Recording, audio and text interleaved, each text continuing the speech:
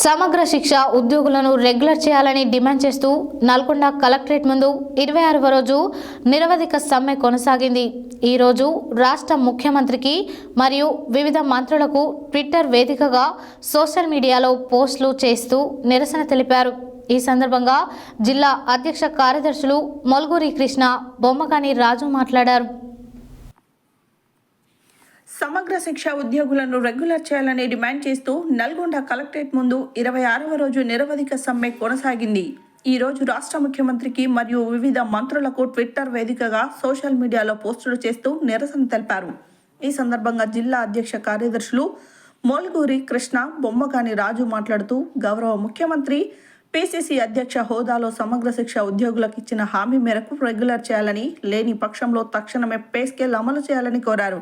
నిన్నటి రోజున మీడియా ముఖంగా సమగ్ర శిక్ష ఉద్యోగులను రెగ్యులర్ చేయడం కుదరదు అని గౌరవ ముఖ్యమంత్రి మాట్లాడడం బాధాకరమని, మాట ఇచ్చి ఇలా మాట్లాడడం తీవ్రంగా ఖండిస్తున్నామని, రెగ్యులర్ చేయడం సాధ్యం కానప్పుడు తక్షణమే పే స్కేల్ ఇవ్వాలని, విద్యార్థుల యొక్క శ్రేయస్సును దృష్టిలో ఉంచుకొని డిమాండ్లను పరిష్కరించాలని కోరారు.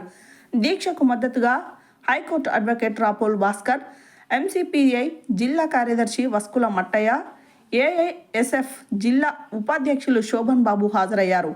ఈ కార్యక్రమంలో రాష్ట్ర కార్యదర్శులు కంచర్ల మహేందర్, క్రాంతి కుమార్, వర్కింగ్ ప్రెసిడెంట్ కొండా చంద్రశేఖర్, ఎం నీలాంబరి, మహిళా అధ్యక్షురాలు గుమ్మల మంజులారెడ్డి, మహిళా కార్యదర్శి సావిత్రి, అసోసియేట్ ప్రెసిడెంట్ వి సావిత్రి, కోశాధికారి పుష్పలత, సాయిలు, ఉపాధ్యక్షులు వెంకట్, జి వెంకటేశ్వర్లు, ఇటికాల రమేష్, ఎర్రమల్ల నాగయ్య, ప్రచార కార్యదర్శి చందపాక నాగరాజు, బంటు రవి, లలిత, కొండయ్య, యాదయ్య, యాట వెంకట్, జి వెంకటేశ్వర్లు, దార వెంకన్న, శ్రీనివాస్, రమేష్, వసంత, సుజాత, నిరంజన్, వెంకటకృష్ణ, నాగయ్య, భిక్షమాచారి, మోయిజ్ ఖాన్, పరమేష్, నాగభూషణంచారి, రహీం, పాండు నాయక్, జానయ్య, చంద్రమౌళి, యాదయ్య తదితరులు పాల్గొన్నారు.